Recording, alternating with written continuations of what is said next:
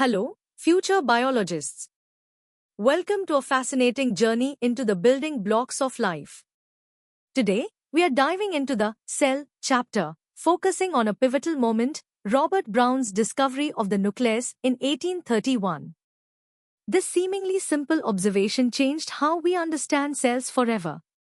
We'll explore this discovery through 4 levels: easy, medium, hard, and hardest, uncovering its details, significance, and long-lasting impact. Get ready to unravel the secrets of the cell's control center. Let's start with the basics. At the easy level, we'll meet the scientist and understand what he found and why it's important in simple terms. Our journey begins with Robert Brown, a brilliant Scottish botanist born in 1773. He wasn't just any plant scientist. He was renowned for his meticulous classification of plants and even for describing Brownian motion, the random jiggling of tiny particles. Brown was a dedicated explorer, venturing to Australia to collect and study countless plant specimens. His keen eye and careful scientific approach set the stage for his most famous discovery. He was truly a pioneer in observing the microscopic world. It was in 1831, while closely examining the cells of orchid plants under his microscope, that Robert Brown made his groundbreaking observation. He noticed a distinct, dark, and consistently present structure within these cells. He aptly named this central body the nucleus, a Latin word meaning kernel or nut. This wasn't just a random finding. He observed it in many plant cells, realizing its fundamental importance.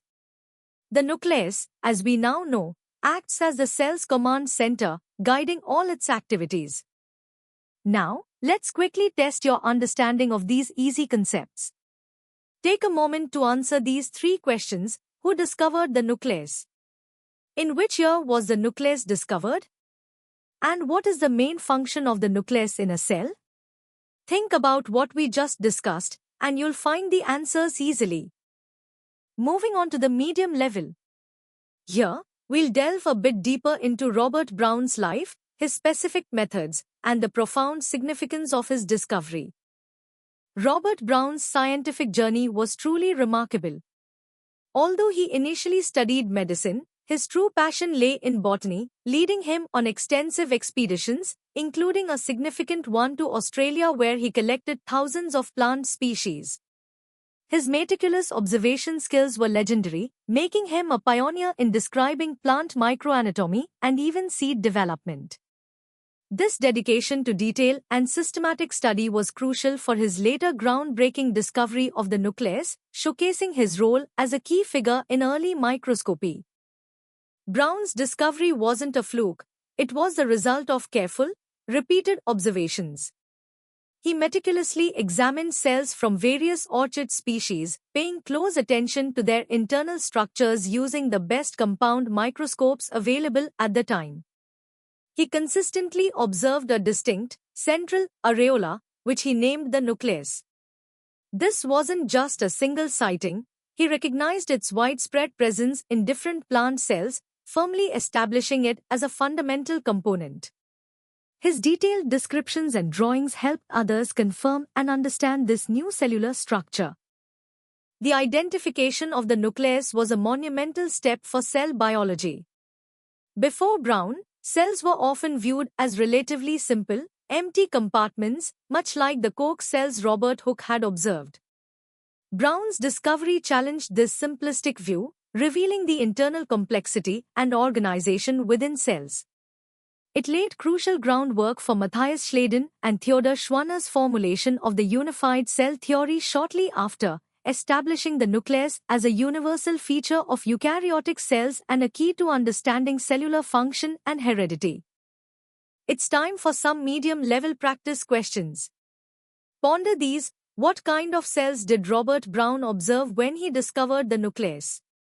Briefly explain why his discovery was significant for biology. What does nucleus mean in Latin?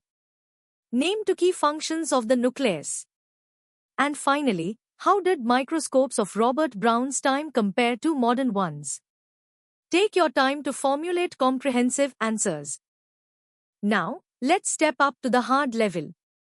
We'll analyze the historical context, Brown's methodology, and the profound impact of his discovery on the development of cell theory. Before Robert Brown's discovery, the understanding of cellular structure was quite fragmented. Robert Hooke, in 1665, observed cells in cork but primarily saw the dead cell walls. Anton van Leeuwenhoek, later, observed living animalcules, but his focus was on their movement and basic forms, not their internal organization. There was no unified concept of a cell's internal structure. Brown's clear identification of a consistent internal structure, the nucleus, was a critical missing piece, fundamentally altering the perception of cells from simple compartments to organized, functional units, thus setting the stage for future cellular discoveries. Brown's meticulous methodology, despite the limitations of early 19th century microscopes, was key. He used compound microscopes, which, though improved, still suffered from optical aberrations like chromatic fringes. To overcome this, he likely employed careful tissue preparation, creating thin sections to allow light to pass through. His sharp observational skills allowed him to consistently distinguish the opaque nucleus from other cellular components.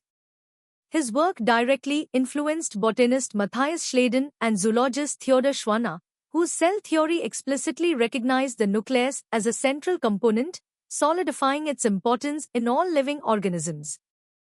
Initially, the nucleus was merely a morphological observation, a distinct structure within the cell. However, its consistent presence and central location strongly hinted at a coordinating role, suggesting it might be the cell's control center. This idea, even without knowing its genetic function, was revolutionary. It later paved the way for understanding cell division, as scientists like Walter Fleming observed chromosomes within the nucleus during mitosis. The nucleus quickly became recognized as the defining feature of eukaryotic cells, a foundation upon which modern genetic studies, like understanding DNA and heredity, would eventually be built. Time for the hard-level questions. Reflect deeply on these. How did Robert Brown's discovery differ from Robert Hooke's observation of cells? Explain how Brown's work contributed to the cell theory. What were some limitations of microscopes in his time? What did his observations suggest about the nucleus beyond orchids? Why was recognizing a consistent internal structure so important? Discuss the significance of the nucleus being identified before its genetic role was understood. And finally, compare Leeuwenhoek's contributions to cell biology with Brown's. Good luck! Welcome to the hardest level.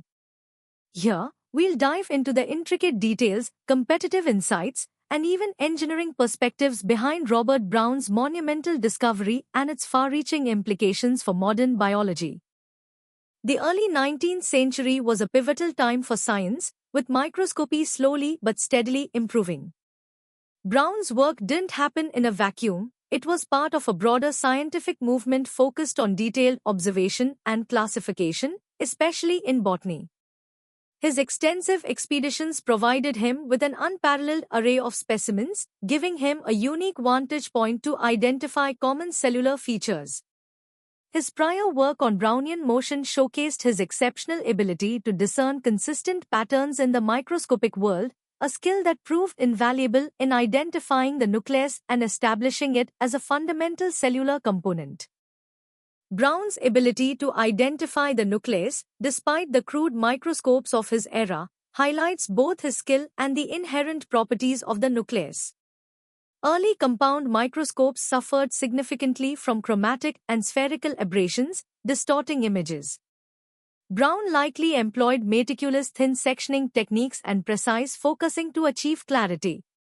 The inherent opacity and denser nature of the nucleus made it visible. This discovery, in turn, spurred further engineering advancements in lens design, leading to the development of better achromatic objectives and more stable microscope platforms, ultimately paving the way for the sophisticated optical instruments we have today. Robert Brown's nucleus was the first consistently identified organelle within eukaryotic cells, marking a true paradigm shift. Before this, the internal organization of cells was largely unknown. This single discovery provided a structural foundation, allowing scientists to begin classifying cells into prokaryotic, lacking a true nucleus, and eukaryotic, possessing one, a fundamental distinction in all biology.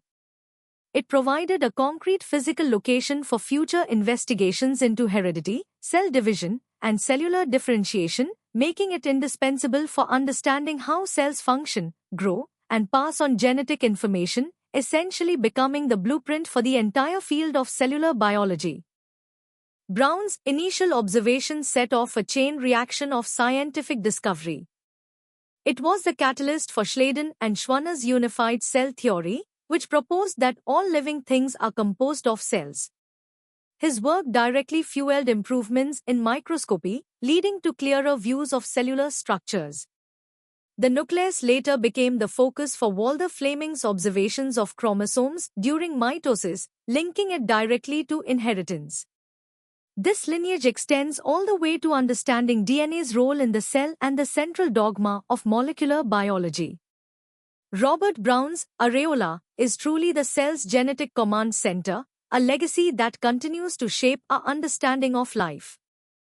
Now, let's tackle the first 5 hardest level questions. These will challenge your critical thinking and deeper understanding. Consider the technical challenges Brown faced and how his skills compensated.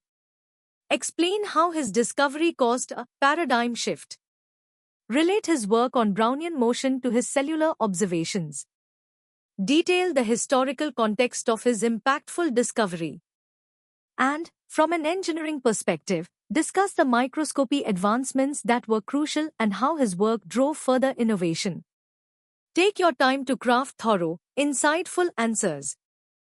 And here are the remaining 5 hardest level questions. Trace the scientific lineage from Brown's nucleus to the central dogma. How did his discovery contribute to prokaryote-eukaryote classification? What other key components are found within the eukaryotic nucleus, and what are their basic functions? Imagine yourself as Robert Brown in 1831 and describe your observation and initial thoughts.